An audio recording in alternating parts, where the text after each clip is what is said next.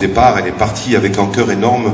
On a toujours envie un peu d'être solidaire avec les siens, ou en tout cas ceux avec lesquels on partage les mêmes émotions, les mêmes douleurs parfois. Et puis elle s'est dit non, je vais jeter un regard sur ce qu'est ma vie. Et ça, ce sera une vraie réussite et je l'offrirai aux autres.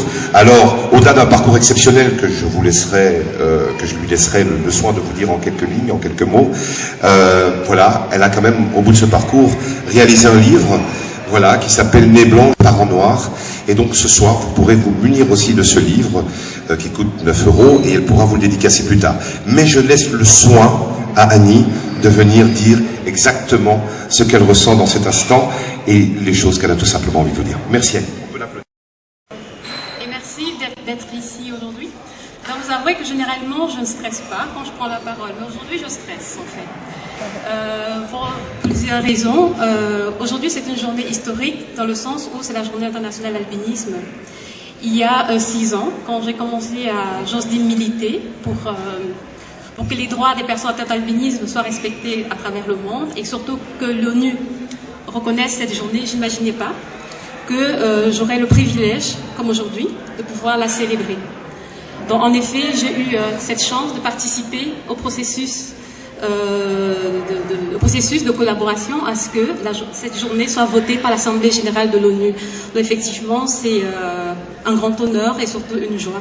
Une joie mêlée de tristesse, dans le sens où vous me voyez, je vais bien, mais autour de moi, en lisant ce livre, vous comprendrez que énormément de gens en ont souffert de la différence. Parce que concrètement, nous sommes tous différents. Madame, vous êtes différent de votre voisin, vous êtes différent de votre voisine. Personne ne ressemble à l'autre. On a un point commun. Nous sommes tous des humains.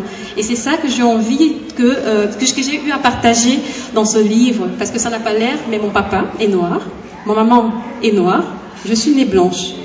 Et j'ai grandi dans un environnement noir où ma différence n'a pas été comprise et acceptée. Donc au-delà de l'albinisme, ça rejoint tout un nombre de facteurs. Ça rejoint finalement comment vivre ensemble dans nos différences.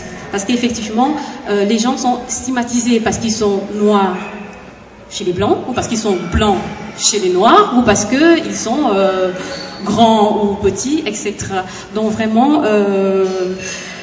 je vous remercie énormément de votre présence et surtout, je dis un grand merci vraiment à Patricia parce que au travers de son œuvre, c'est encore un message d'amour que vous découvrirez là. Je ne vais pas entrer dans toute la profondeur de son œuvre. Tout ce que je pourrais dire, c'est que ce soit un outil pédagogique. C'est tellement long à expliquer, mais il y a 10 ans, j'étais analphabète. Aujourd'hui, je termine un master et je travaille. Donc, c'est vraiment une façon de dire rien n'est impossible. Et surtout, chacun est un acteur du développement, du changement et surtout un acteur du vivre ensemble. Merci beaucoup.